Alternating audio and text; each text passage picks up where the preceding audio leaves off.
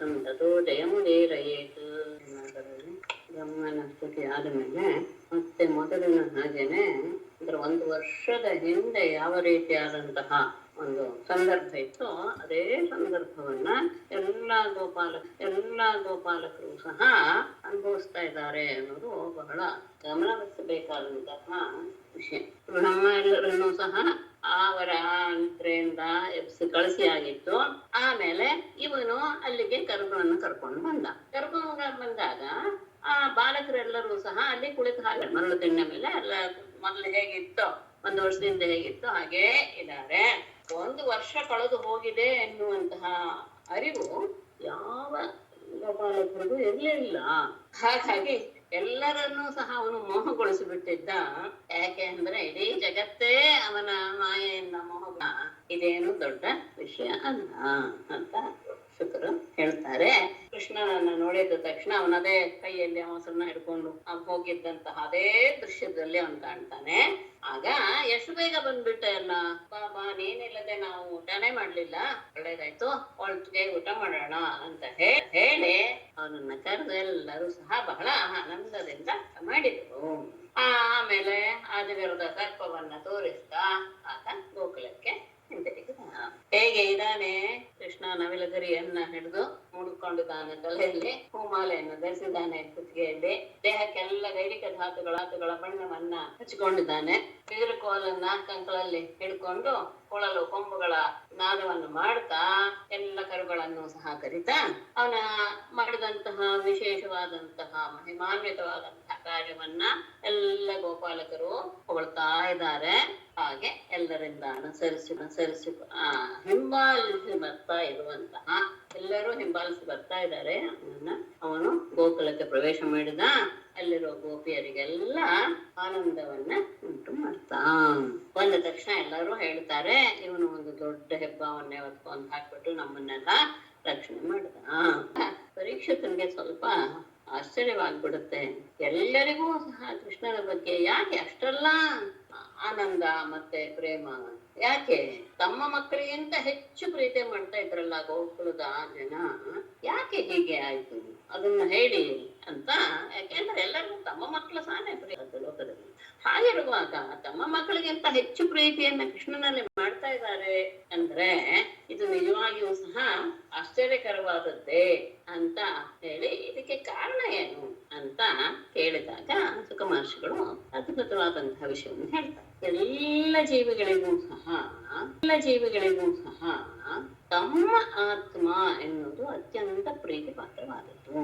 ಅದನ್ನ ಬಿಟ್ಟು ಹೊರಗಡೆ ಇರುವುದೆಲ್ಲವೂ ಸಹ, ಅಂದ್ರೆ ಅದು ಮಕ್ಕಳಾಗಿರ್ಬೋದು, ಹಣ ಆಗಿರ್ಬೋದು, ಯಾವುದೇ ಒಂದು ಐಶ್ವರ್ಯ ಆಗಿರ್ಬೋದು, ಎಲ್ಲವೂ ಸಹ ಈ ಆತ್ಮನಿಗೆ ಸಂತೋಷವನ್ನು ಉಂಟು ಮಾಡುತ್ತೆ ಎನ್ನುವ ಕಾರಣದಿಂದ ಗೊತ್ತು. ತನ್ನನ್ನೇ ತಾನೇ ಇಷ್ಟಪಡುವಷ್ಟು ಉಳಿದ ವಸ್ತುಗಳನ್ನ ಯಾರೂ ಸಹ ಇಷ್ಟಪಡೋದಿಲ್ಲ. ಆದ್ರೆ ನಾವು ಅದನ್ನು ಗಮನಿಸಿರೋದಿಲ್ಲ ಅಷ್ಟೇ. ಆದರೆ ಎಲ್ಲರಿಗೂ ಸಹ ತಮ್ಮ ಆತ್ಮನ ಬಗ್ಗೆನೆ ಅತ್ಯಂತ ಕಳಕಳಿ ಮತ್ತು ಪ್ರೀತಿ ಇರುತ್ತೆ. ಈ ಆತ್ಮನಿಗೆ ಉಳಿದದ್ದೆಲ್ಲವೂ ಸಹ ಸಂತೋಷ ಕೊಡ್ತಾ ಇದೆ, ಸುಖ ಕೊಡ್ತಾ ಇದೆ. ಆ ಕಾರಣದಿಂದ ಉಳಿದ ವಸ್ತುಗಳ ವಿಷಯದಲ್ಲಿ, ಉಳಿದ ವ್ಯಕ್ತಿಗಳ ವಿಷಯದಲ್ಲಿ ಪ್ರೀತಿ ಅನ್ನೋದು ಉಂಟಾಗುತ್ತೆ.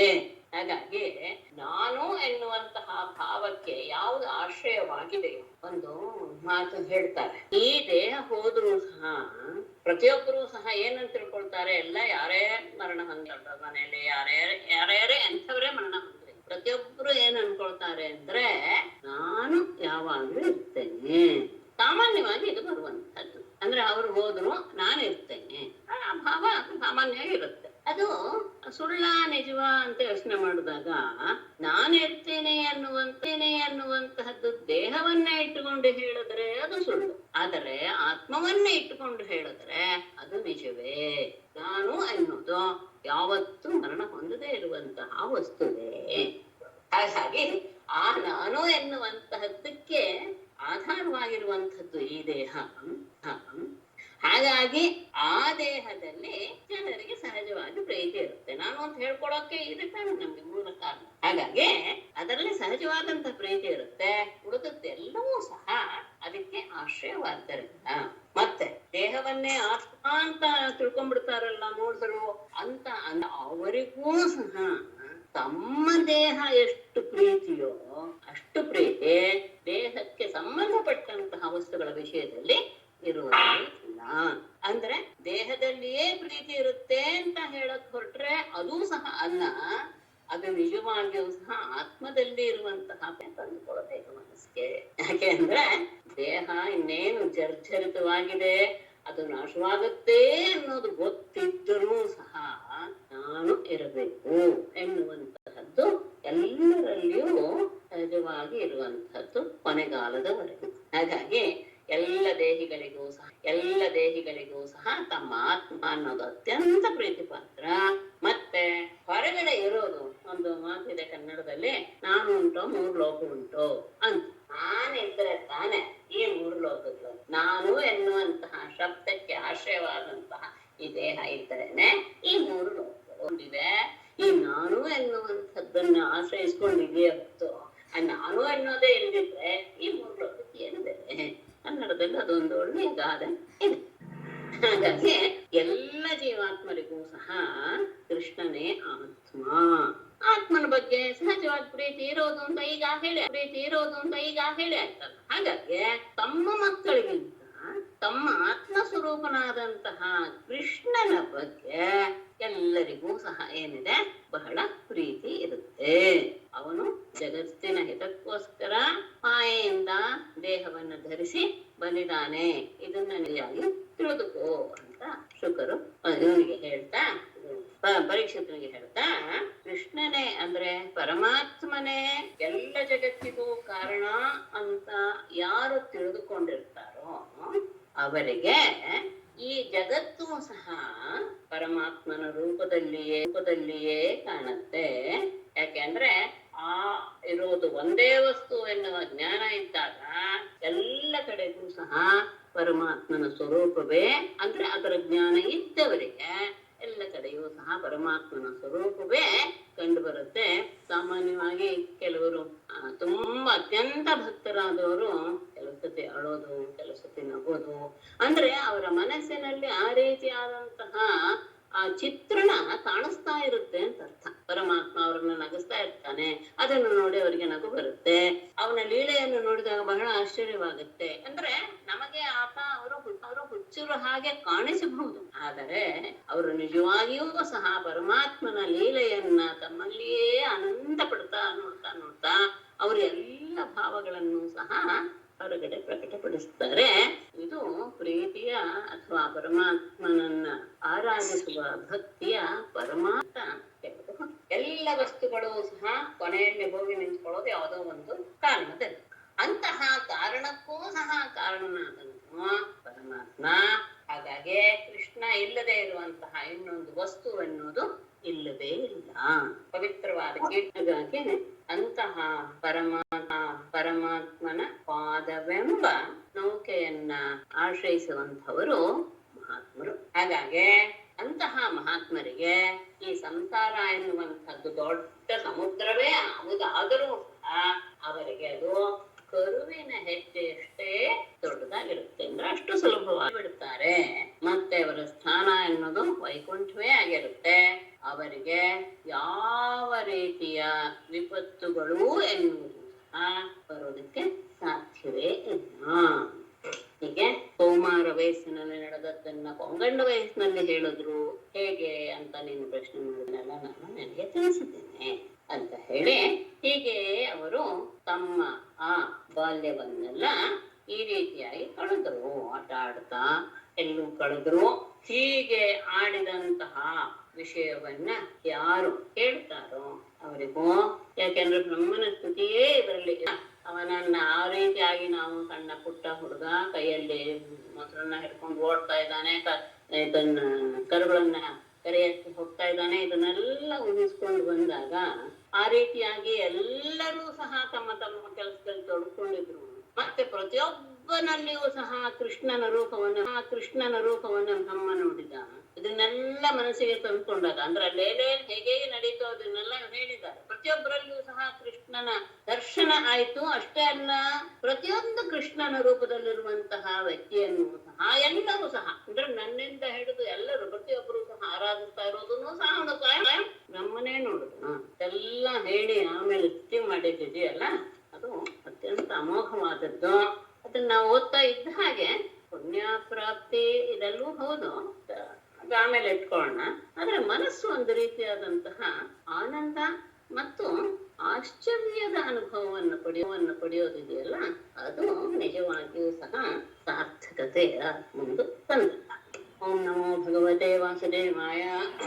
ಈಗ ಪೌಗಂಡ ವಯಸ್ಸಿಗೆ ಬಂದ್ರು. 5ನೇ 6ನೇ ವಯಸ್ಸಿನಿಂದ 10ನೇ ವಯಸ್ಸಿನವರೆಗೆ ಇರುವಂತಹ ಅವಸ್ಥೆಯನ್ನ ಪೌಗಂಡಾವಸ್ಥೆ ಅಂತ ಹೇಳ್ತಾರೆ. 1ನೇ ವರ್ಷದಿಂದ 5ನೇ ವರ್ಷವನ್ನು ಕೌಮಾರಾವಸ್ಥೆ ಅಂತ ಹೇಳೋದು.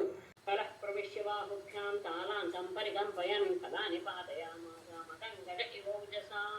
ಫಲಃ ಪ್ರವಿಶ್ಯ ಬಾಹುಭ್ಯಾಂ ತಾಲಾನ್ ಓಜಸಾ ಸಂಪರಿಕಂಪಯನ್ ಮತಂಗಜಃ ಇವ ಫಲಾನಿ ಪಾತಯಾಮಾಸ. ಫಲಃ ಬಲರಾಮ ಪ್ರವಿಶ್ಯ ತಾಳೆ ವನವನ್ನ ಪ್ರವೇಶ ಮಾಡಿ, ಬಾಹುಭ್ಯಾಂ ತನ್ನ 2 ತೋಳುಗಳಿಂದ, ತಾಲಾನ್ ಆ ತಾಳೆಯ ಮರಗಳನ್ನ, ಓಜಸ ತನ್ನ ಶಕ್ತಿಯಿಂದ, ಸಂಪರಿಕಂಪಯನ್ ಕಂಪರಿಕಂಪ 3 ಇದೆ, 2 ಅಂದ್ರೆ ಅತ್ಯಂತ ಜೋರಾಗಿ, ಅಂದ್ರೆ ಹೇಗೆ ಅಲ್ಲಾಡಿಸ್ಬೇಕು ಆ ರೀತಿಯಲ್ಲಿ ಅಂತ. ಪರಿ ಅಂದ್ರೆ ಎಲ್ಲ ಕಡೆಯೂ ಸಹ ಅಲ್ಲಾಡಿಸ್ತಾ, ಮತಂಗಜಃ ಇದ ಆನೆಯ ರೀತಿಯಲ್ಲೇ ಫಲಾನಿ ಪಾತೆಯನ್ನು ಅಂದ್ರೆ ಆ ಮರಗಳನ್ನ ಆನೆ ಹೇಗೆ ಅಲ್ಲಾಡಿಸುತ್ತೋ ಹಾಗೆ ಇವನು ಸಹ ಅಲ್ಲಾಡಿಸ್ತಾ ಹಣ್ಣುಗಳನ್ನ ಬೀಳಿಸಿದ. ತನ್ನ ತೋಳುಗಳಿಂದ ಆ ತಾಳೆ ಮರವನ್ನ ಸರಿಯಾಗಿ ಹಿಡಿದುಕೊಂಡು ಆನೆ ಮರ ಹೇಗೆ ತಾಳೆ ಮರವನ್ನ ಅಲ್ಲಾಡಿಸುತ್ತೋ ಆ ರೀತಿಯಾಗಿಯೂ ಸಹ ತನ್ನ ಶಕ್ತಿಯಿಂದ ಆ ಮರವನ್ನ ಅಲ್ಲಾಡಿಸಿದ. ಅದರಿಂದ ಹಣ್ಣುಗಳು ಕೆಳಗೆ ಬಿದ್ದವು. ಬಿದ್ದ ತಕ್ಷಣ ಫಲಾನಾಂ ಪತತಾಂ ಶಬ್ದಂ ನಿಶಮ್ಯಾಸುರರಾಸವಃ ಅಭ್ಯರಾವತ್ ಕ್ಷಿತಿತಲಂ ತನಗಂ ಪರಿಕಂಪಯನ್. ಪತತಾಂ ಫಲಾನಾಂ ಶಬ್ದಂ ನಿಶಮ್ಯ ಅಸುರರಾಸವಃ ತನಗಂ ಕ್ಷಿತಿತಲಂ ಪರಿಕಂಪಯನ್ ಅಭ್ಯರತ್. ಪತತಾಂ ಫಲಾನಾಂ ಶಬ್ದಂ, ಬಿಡ್ತಾ ಇರುವಂತಹ ಹಣ್ಣುಗಳ ಶಬ್ದವನ್ನು ನಿಶಮ್ಯ ಕೇಳಿದಂತಹ ಅಸುರರಾಸವಃ ಕತ್ತೆಯ ರೂಪದಲ್ಲಿರುವಂತಹ ರಾಕ್ಷಸರು, ಸನಗಂ ಕ್ಷಿತಿತಲಂ ವೃಕ್ಷ ಸಹಿತವಾದ ಆ ಭೂಭಾಗವನ್ನ ಪರಿಕಂಪಯನ್ ಅಲ್ಲಾಡುತ್ತಾ, ಅಂದ್ರೆ ಅವನ ಹೆಜ್ಜೆ ಇಟ್ಟ ತಕ್ಷಣ ಭೂಮಿಯೆಲ್ಲ ನಡುವೆ ಶುರುವಾಯಿತು. ಜೊತೆಗೆ ಅಲ್ಲಿದ್ದಂತಹ ಮರಗಳು ಸಹ ಅಲ್ಲಾಡೋಕೆ ಶುರುವಾದವು. ಆ ರೀತಿಯಾಗಿ ತನ್ನ ಶಕ್ತಿಯನ್ನು ಪ್ರಕಟಪಡಿಸ್ತಾ ಅಭ್ಯದಾವತ್ ಅವನು ಓಡಿ ಬಂದ. ಅರೆ ಹಣ್ಣುಗಳು ಬೀಳ್ತಾ ಇದೆಯಲ್ಲ ಎನ್ನುವ ಶಬ್ದವನ್ನು ಕೇಳಿದ, ಹಣ್ಣುಗಳು ಬೀಳ್ತಾ ಇರುವಂತಹ ಶಬ್ದವನ್ನು ಕೇಳಿದ ತಕ್ಷಣ ಯಾರೋ ಬಂದ್ರು ಎನ್ನುವಂತಹ ಅರಿವಾಯಿತು.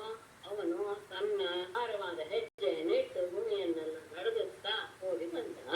ಸಮೇತ್ಯ ತರಸಾ ಪ್ರತ್ಯಗ್ಭ್ಯಾಂ ಬದ್ಭ್ಯಾಂ ಬಲಂ ಬಲಿ ನಿಹತ್ಯೋರಸಿಕಾ ಶಬ್ದಂ ಮುಂಚನ್ ಪರ್ಯಸರತ್ ಫಲಃ.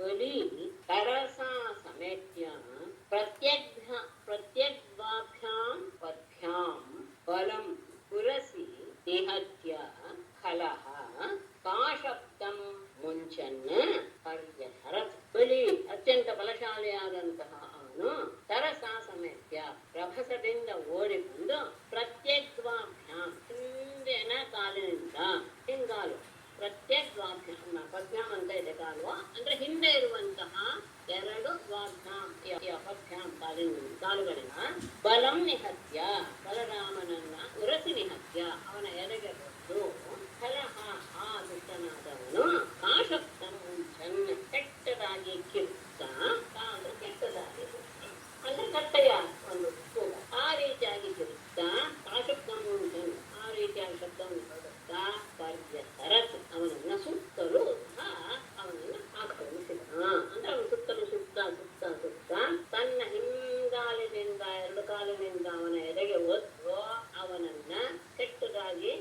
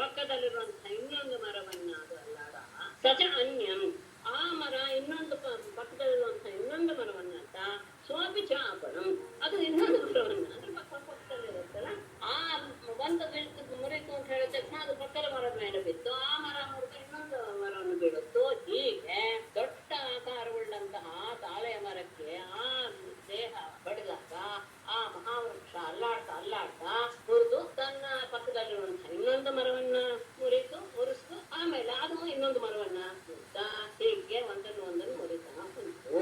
ಬಲಸ್ಯ ಲೀಲಯೋತ್ಸೃಷ್ಟ ಖರದೇಹ ಹತಾಹ ತಾಲಾಶ್ಚಕಂಪಿರೆ ಸರ್ವೇ ಮಹಾವಾತೇರಿತಾ ಇವ. ಬಲಸ್ಯ ಲೀಲಯ ಉತ್ಸೃಷ್ಟ ಖರದೇಹ ಹತಾಹ ಸರ್ವೇ ತಾಲಾಹ ಮಹಾವಾತೇರಿತಾಹ ಇವ ಚಕ್ರಂಪಿರೆ. ಬಲಸ್ಯ ಆ ಬಲರಾಮನನ್ನ ಲೀಲೆಯ ಬಹಳ ಸುಲಭವಾಗಿ ಅವನು ಎಸೆದು ಅವನೆಲ್ಲ ಬಹಳ ಸುಲಭವಾಗಿ ಅನಾಯಾಸದಿಂದ ಉತ್ಕೃಷ್ಟ ಖರದೇಹ ಎಸೆಯಲ್ಪಟ್ಟ ಆ ಕತ್ತೆಯ ಶರೀರದಿಂದ ಹೊಡೆಯಲ್ಪಟ್ಟು ಅದರಿಂದ ಇನ್ನೊಂದು ಹೊಡೆಯಲ್ಪಟ್ಟಂತಹ ಸರ್ವೇ ತಾಳ ಎಲ್ಲ ತಾಳವೃಕ್ಷಗಳು ಸಹ ಮಹಾವಾತೇರಿತಾಹ ಇವ ದೊಡ್ಡ ಬಿರುಗಾಳಿಗೆ ಸಿಕ್ಕಿದ ರೀತಿಯಲ್ಲಿ ಆ ಒಂದಕ್ಕೊಂದು ಬಿರುಗಾಳಿ ಬೀಸಿ ಒಂದನ್ನೊಂದನ್ನ ಅಲ್ಲಾಡಿಸ್ತಾ ಎಲ್ಲವೂ ಸಹ ಚಕ್ಕಂಪಿರೆ ಅಲ್ಲದೆ ಹೋದವು. ಎಲ್ಲ ಅಲ್ಲಿರುವಂತಹ ವನ ಎಲ್ಲ ಮರಗಳು ಸಹ ಅಲ್ಲದೆ ಹೋದವು. ಬಹಳ ಸುಲಭವಾಗಿ ಇವನು ಮಾಡಿದ್ದು ಕೆಲಸ. ಆದರೆ ಆ ರೇಣುಕಾಸುರನ ದೇಹದ ಹೊಡೆತಕ್ಕೆ ಸಿಕ್ಕಿದಂತಹ ಎಲ್ಲ ತಾಳವರ್ಗಳು ಸಹ ಬಿರುಗಾಳಿಗೆ ಸಿಕ್ಕಿದ ರೀತಿಯಲ್ಲೇ ಅಲ್ಲಾಡೋದಕ್ಕೆ ಶುರುವಾಗ್ಬಿಟ್ಟಿತ್ತು. ನೈತಚಿತ್ರಂ ಭಗವತಿ ಅನಂತೆ ಜಗದೀಶ್ವರೇ ಓತಪ್ರೋತಮಿದಂ ಯಸ್ಮಿನ್ ತಂತುಷು ಅಂಗ ಯಥಾಪಟಃ. ಅನಂತೆ ಜಗದೀಶ್ವರೇ ಭಗವತಿ ಏತತ್ ನ ಚಿತ್ರಂ ಯಸ್ಮಿನ್ ಅಂಗ ಅಂಗ ಯಸ್ಮಿನ್ ಇದಂ ಓತಪ್ರೋತಂ ಯಥಾ ತಂತುಷು ಪಟಃ. ಅನಂತೆ ಜಗದೀಶ್ವರೇ ಭಗವತಿ ಅನಂತನಾದ ಅಂದ್ರೆ ಯಾವುದಕ್ಕೂ ಸಹ ಅಂತ್ಯ ಎನ್ನುವುದೇ ಇಲ್ಲ ಎಲ್ಲ ವಿಷಯದಲ್ಲೂ. ಮತ್ತೆ ಜಗತ್ತಿಗೆ ಒಡೆಯನಾದಂತಹ ಭಗವತಿ ಪರಮಾತ್ಮನ ವಿಷಯದಲ್ಲಿ ಏತದ್ದು ನಚಿತ್ತೆ ಇದೇನು ಆಶ್ಚರ್ಯವನ್ನು ಉಂಟು ಮಾಡುವಂಥದ್ದೇನು ಅಲ್ಲ. ಯಾಕೆ ಅಂದ್ರೆ ಎಸ್ ಅಂಗ ರಾಜನೇ ಯಸ್ಮಿನ್ ಯಾವ ಆ ಪರಮಾತ್ಮನಲ್ಲಿ ಇದಂ ಈ ಜಗತ್ತು ಓತಪ್ರೋತಂ ಹಾಸು ಹೊಕ್ಕಾಗಿ ಸೇರ್ಕೊಂಡಿದೆ. ಹೇಗೆ ಯಥಾ ತಂತುಷು ಪಟಃ ಹೇಗೆ ನೂಲಿನ ಎಲೆಗಳಲ್ಲಿ ಬಟ್ಟೆಯು ಹರಡಿಕೊಂಡಿರುತ್ತೋ ಹಾಗೆ ಇಡೀ ವಿಶ್ವ ಅವನಲ್ಲಿ ಹಾಸು ಹೊಕ್ಕಾಗಿ ಸೇರ್ಕೊಂಡು ಬಿಟ್ಟಿದೆ. ಹಾಗಾದಾಗ ಪ್ರಪಂಚವೇ ಅವನಲ್ಲಿದೆ ಅನ್ನುವಾಗ ಇದೇನು ದೊಡ್ಡ ವಿಷಯ ಅಲ್ಲ. ಒಬ್ಬನನ್ನ ಎತ್ತಾಕಿದಾಗ ಅದು ಒಂದೊಂದೊಂದೊಂದು ಬಿಡುತ್ತಾ ಹೋಗುವುದು ಏನು ವಿಶೇಷವಾದಂತಹ ಒಂದು ಕಾರ್ಯವೇನು ಅಲ್ಲ.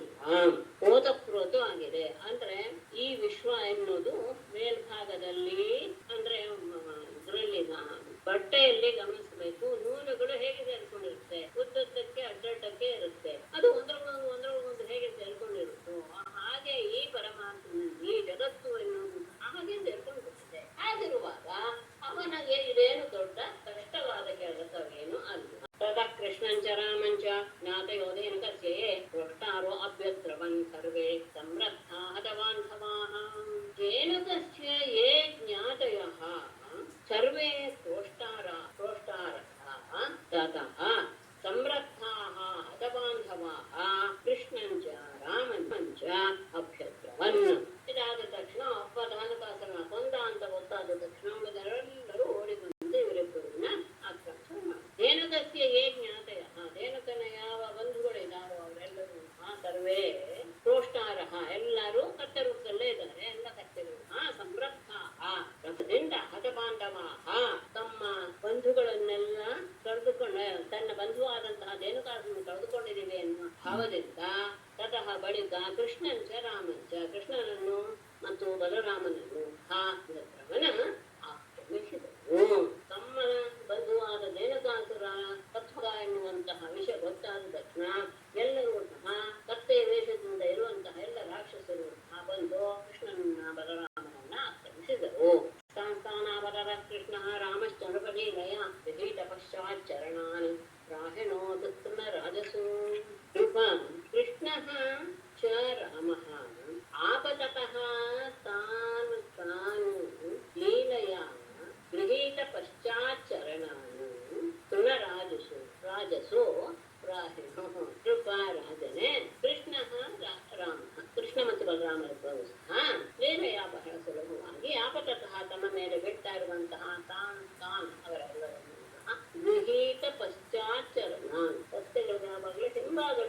ಹಿಂಗಾಲಿನಲ್ಲಿ ಬಲ ಜಾಸ್ತಿ. ಹಾಗೆ ಅವುಗಳ ಹಿಂಗಾಲುಗಳನ್ನ ಹಿಡಿದುಕೊಂಡು ತೃಣರಾಜಸು ಆ ತಾಳೆ ಮರಗಳ ಮೇಲೆ ಪ್ರಾಹಿನೋ ಅಂದ್ರೆ ಬೀಸಿ ಬೀಸಿ ಎಸ್ದು ಹಾಕಿದ್ರು.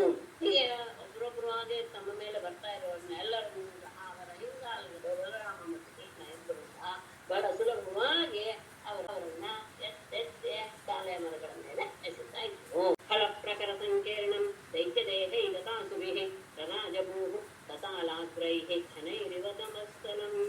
ದೈತ್ಯದೇಹೈ ಗತಾಸುಭಿಃ ದೈತ್ಯದೇಹೈಃ ಫಲ ಪ್ರಕರ ಸಂಕೀರ್ಣಂ ತತಾಲಾಗ್ರೈಃ ಘನೈಃ ನಭಃ ತಲಂ ಇವ ರರಾಜ. ಗತಾಸುಭಿಃ ಮರಣ ಹೊಂದಿದಂತಹ ಆ ದೈತ್ಯ ದೇಹೈಗೆ ಆ ದೈತ್ಯರ ರಾಕ್ಷಸರ ದೇಹಗಳಿಂದ ಎಲ್ಲವೂ ತಾಳೆ ಮರದ ಮೇಲೆ ಬಿದ್ದಿದ್ರಿಂದ ಅವುಗಳೆಲ್ಲವೂ ಸಹ ಆ ಮರಗಳನ್ನ ಬೀಳುತ್ತಿದ್ವು. ಆಗ ಫಲ ಪ್ರಕರ ಸಂಕೀರ್ಣ ಎಲ್ಲ ಹಣ್ಣುಗಳು ಸಹ ಅದರಲ್ಲಿರುವಂತಹ ಹಣ್ಣುಗಳೆಲ್ಲವೂ ಸಹ ಭೂಮಿ ಮೇಲೆ ಬಿತ್ತು. ಹಾಗೆ ಆದಾಗ ಸತಾಲಾಗ್ರೈಹಿ ಆ ತಾಳೆ ಹಣ್ಣಿನ ಆ ತುರಿಯಿಂದ ವ್ಯಾಪ್ತವಾದದ್ದು ಹೇಗೆ ಕಾಣಿಸ್ತಾ ಇತ್ತು ಅಂದ್ರೆ ನಭಃ ಘನೈಹಿ ನಭಃ ತಲಂ ಮೋಡಗಳಿಂದ ವ್ಯಾಪಿಸಿದಂತಹ ಆಕಾಶದ ಪ್ರದೇಶವು ಎನ್ನುವ ಹಾಗೆ ಅಂದ್ರೆ ಹೇಳ್ತಾರೆ ತಾಲಾಗ್ರದ ಮೇಲೆ ಬಿದ್ದಂತಹ ದೈತ್ಯ ದೇಹ ಎಲ್ಲೂ ಸಹ ಕೆಳಗೆ ಭೂಮಿ ಮೇಲೆ ಬಿದ್ದಾಗ ಆ ತಾಲದ ಮರದಲ್ಲಿರುವಂತಹ ಹಣ್ಣುಗಳೂ ಸಹ ಕೆಳಗೆ ಬಿದ್ದು ಆಗ ಎಲ್ಲ ಕಡೆಗೂ ಸಹ ಆ ಹಣ್ಣೆಂದು ಮರದಲ್ಲಿರುವಂತಹ ಚಿಗುರು ಹೀಗೆ ಎಲ್ಲವೂ ಸೇರಿ ಕೆಂಪು ಬಿಳಿ ಕಪ್ಪು ಎಲ್ಲವೂ ಸೇರಿದಾಗ ಆಕಾಶದಲ್ಲಿ ಮೋಡ ಇದ್ದಾಗ ಉಳಿದ ಬಣ್ಣಗಳು ಹೇಗೆ ವ್ಯಾಪಕ ಆಗಿರುತ್ತೋ ಆ ರೀತಿಯಾದಂತಹ ಹಾಸವನ್ನ ಉಂಟು ಮಾಡ್ತಾ ಇದ್ದು ಆ ವನದ ಆ ಭೂಪ್ರದೇಶ. ತಯೋಸ್ತತ್ಸು ಮಹತ್ಕರ್ಮ ನಿಶಾಮ್ಯವಧಾದಯಃ ಉಮಚಃ ಪುಷ್ಪವರ್ಷಾಣಿ ಚಕ್ರುಃ ನಿಶಮ್ಯವಧಾದಯಃ ಉಮಚಃ ಪುಷ್ಪವರ್ಷಾಣಿ ಚಕ್ರುರ್ವಾದ್ಯಾನಿ ತುಷ್ಟುಃ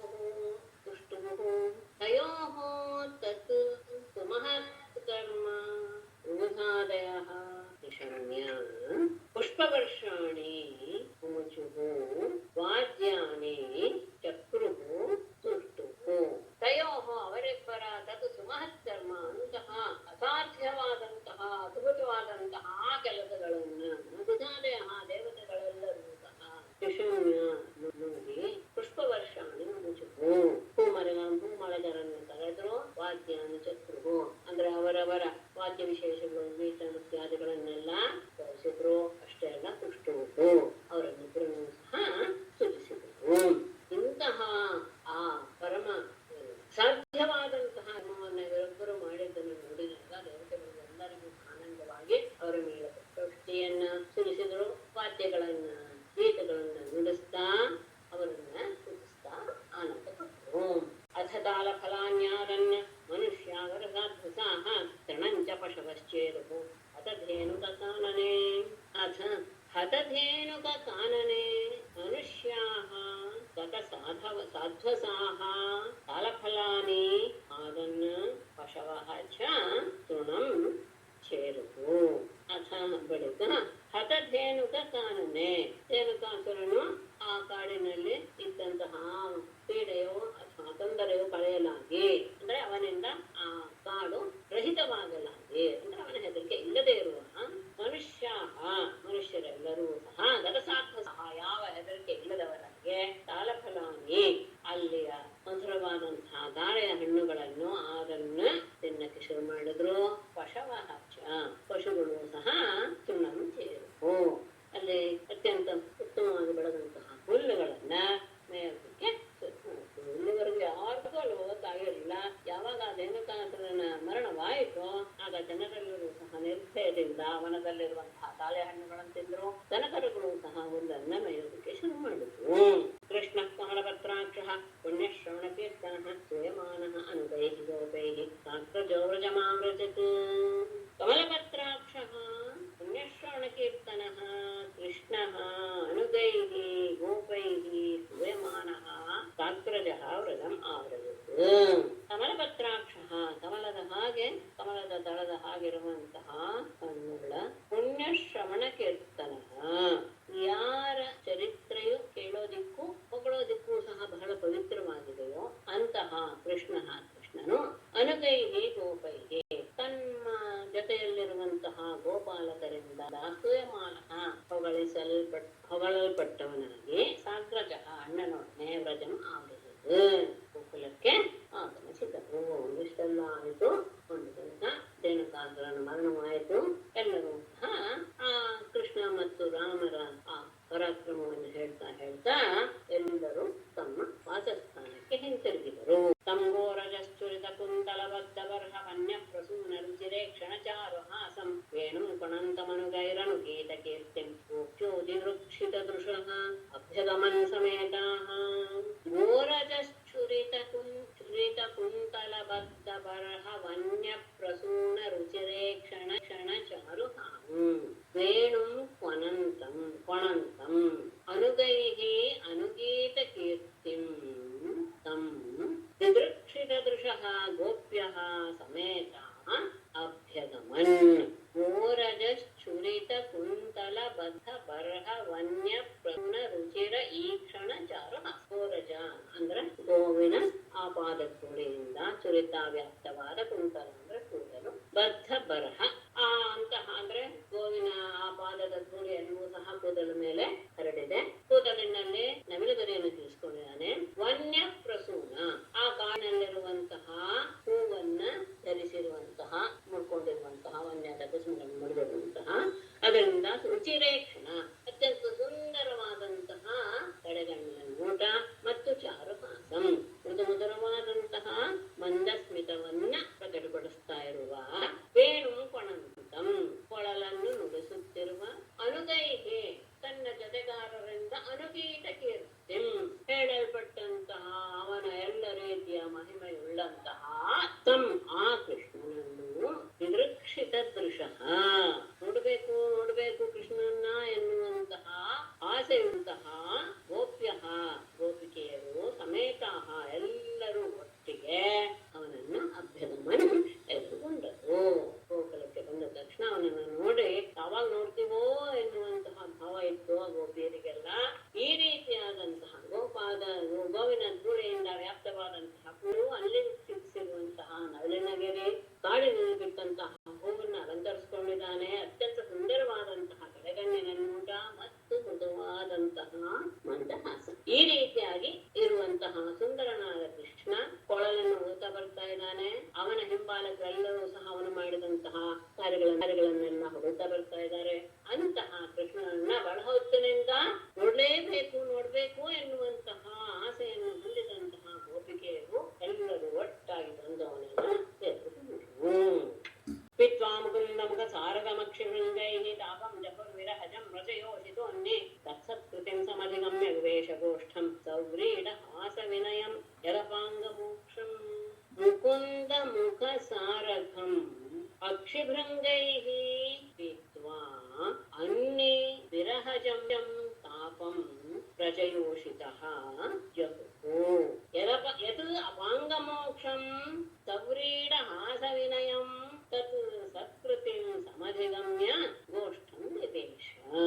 ಮುಕುಂದ ಮುಖ ಸಾರಥಂ ಆ ಪರಮಾತ್ಮನ ಮುಖವೆಂಬುದು ಪದ್ಮ, ಆ ಪದ್ಮದಲ್ಲಿರುವಂತಹ ಸಾರಥ ಅಂದ್ರೆ ಮಧು ಮಕರಂದ. ಅದನ್ನ ಆ ಮುಖ ಕಮಲವೆಂಬ ಮಕರಂದವನ್ನ ಅಕ್ಷಿಭೃಂಗೈಹಿ ತಮ್ಮ ಕಣ್ಣುಗಳೆಂಬ ದುಂಬಿಗಳಿಂದ ಪೀತ್ವಾ ಕುಡಿದು ಅಂದ್ರೆ ನಿರಂತರವಾಗಿ ಆತನ ಮುಖಾರವಿಂದವನ್ನು ನೋಡಿ ತಮ್ಮ ಆ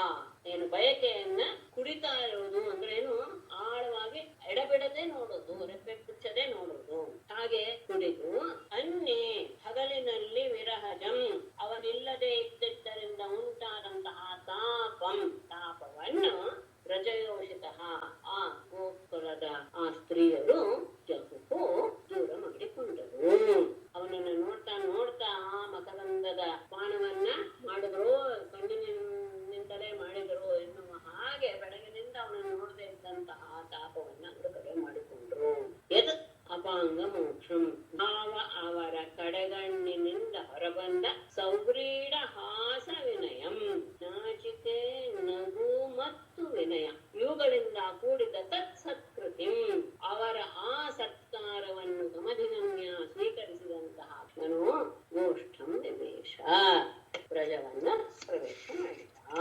ಪರಮಾತ್ಮನ ಮುಖಪದ್ಮದ ಮಧುವನ್ನ ತಮ್ಮ ನೇತ್ರಗಳೆಂಬ ದುಂಬಿಗಳಿಂದಲೇ ಹೀರ್ತಾ ಇದ್ದಾರೋ ಎನ್ನುವ ಹಾಗೆ ಅವನನ್ನು ನೋಡಿ ಹಗಲಲ್ಲಿ ಅವನ ವಿರಹದಿಂದ ಉಂಟಾದಂತಹ ತಾಪವನ್ನು ದೂರ ಮಾಡಿಕೊಂಡ್ರು. ಅವರ ಆ ಕಟಾಕ್ಷ ವೀಕ್ಷಣ ಹೇಗಿತ್ತು? ನಾಚಿಕೆ, ನಗು, ವಿನಯಗಳಿಂದ ಕೂಡಿತ್ತು. ಅಂತಹ ಅವರ ಆ ಕಟಾಕ್ಷದ ಕಡೆಗಣ್ಣಿನ ನೋಟವೆಂಬ ಸತ್ಕಾರವನ್ನ ಪಡೆದಂತಹ ಪರಮಾತ್ಮ ಬ್ರಜವನ್ನ ಪ್ರವೇಶ ಮಾಡಿದ. ತಯೋರ್ಯಶೋಧಾರೋಹಿಣ್ಯೋ ಪುತ್ರಯೋ ಪುತ್ರವತ್ಸಲೆ ಯಥಾ ಕಾಮಂ ಯಥಾ ಕಾಲಂ ಯಧತ್ತಾಂ ಪರಮಾಶಿಷಃ.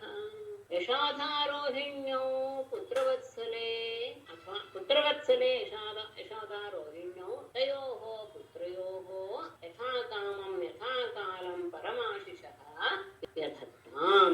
ಪುತ್ರವತ್ಸಲೆ ಮಕ್ಕಳ ಮೇಲೆ ಅತ್ಯಂತ ವಾತ್ಸಲ್ಯ ಉಳ್ಳವರಾದ ಯಶೋಧಾರೋಹಿಣ್ಯೋ, ಯಶೋಧ ಮತ್ತು ರೋಹಿಣಿಯವರಿಬ್ಬರು ಸಹ ತಯೋಃ ಪುತ್ರಯೋಃ ತಮ್ಮ ತಮ್ಮ ಕೃಷ್ಣ ಮತ್ತು ಬಲರಾಮನಿಗೆ ಯಥಾ ಕಾಮಂ ಯಥಾ ಕಾಲಂ ಅವರ ಮನಸ್ಸಿಗೆ ಹೇಗೆ ಬರುತ್ತೋ ಆ ರೀತಿಯಾಗಿ ಯಥಾ ಕಾಲಂ ಆ ಕಾಲಕ್ಕೆ ಸರಿಯಾದ ರೀತಿಯಲ್ಲಿ ಪರಮಾಶಿಷಃ ದದಾಂ ತಮಗೆ ಹೇಗೆ ಏನು ಆಶೀರ್ವಾದ ಮಾಡಬೇಕು ಅನ್ಸುತ್ತೋ ಆ ರೀತಿಯಾದ ಆಶೀರ್ವಾದಗಳನ್ನ ಅವರಿಬ್ಬರು ತಮ್ಮ ಮಕ್ಕಳಿಗೆ ಮಾಡಿದ್ರು. ಆ ಸಂದರ್ಭದಲ್ಲಿ ಅವೆಲ್ಲ ಪರಾಕ್ರಮ ಹೇಳಿದಾಗ ಆ ಸಂದರ್ಭದಲ್ಲಿ ಯಾವಿಬ್ಬರು ತಾಯಂದಿರಿಗೂ ಸಹ ತಮ್ಮ ತಮ್ಮ ಮಕ್ಕಳ ಬಗ್ಗೆ ಹೇಗೆ ಅನ್ನಿಸ್ತು, ಆ ಕಾಲಕ್ಕೆ ಉಚಿತವಾದ ನಮಗೆ ಯಾವ ರೀತಿಯಾದಂತಹ ಇಷ್ಟವಾಗುತ್ತೋ ಆ ರೀತಿಯಾದಂತಹ ಆಶೀರ್ವಾದ ಅವರಿಗೆ ಮಾಡಿದರು.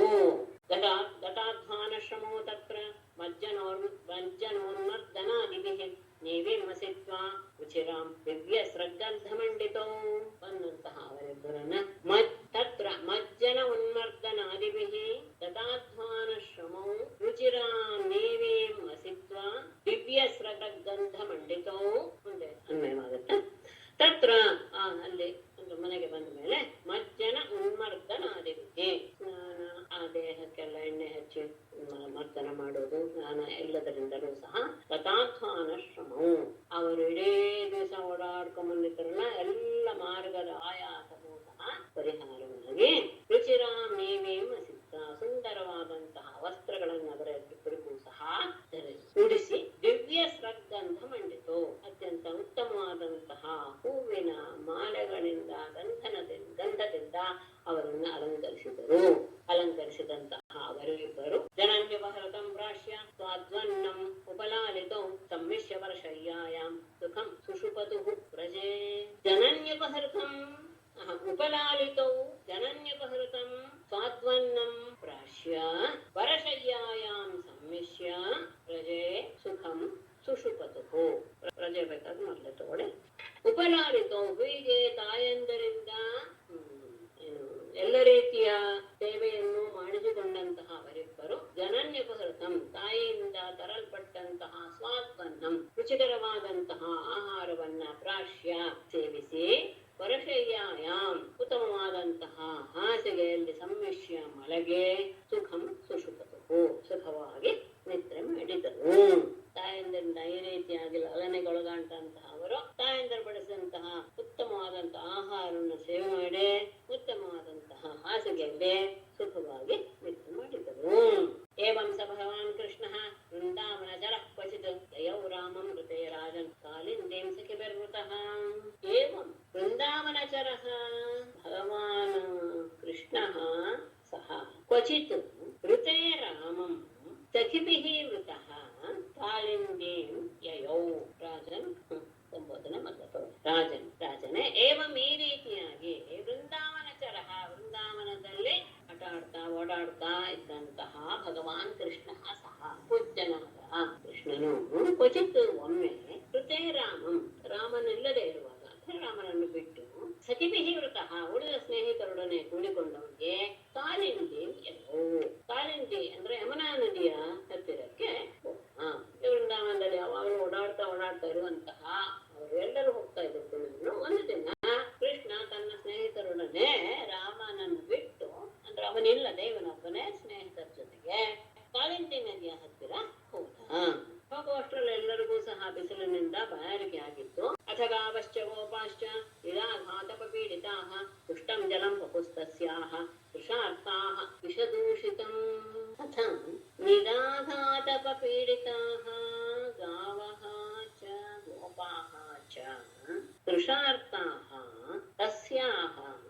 ವಿಷದೂಷಿತಂ ದುಷ್ಟಂ ಜಲಂ ಪಪುಃ ನಿರಾಘ ಆತಪ ಪೀಡಿತ.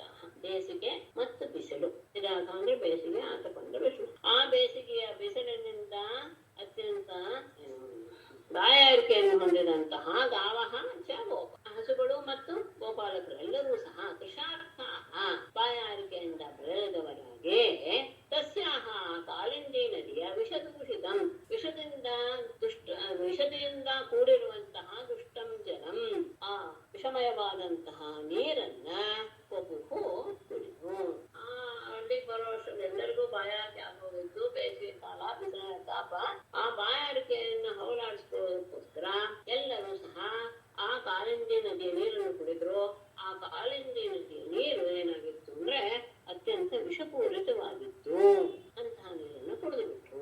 ವಿಷಾಂಬಸ್ತದುಪಸ್ಪೃಶ್ಯ ದೈವೋಭದಚೇತಸಃ ನಿಪೇತುಃ ವಸವಃ ಸರ್ವೇ ಸಲಿಲಾಂತೆ ಕುರುದ್ವಃ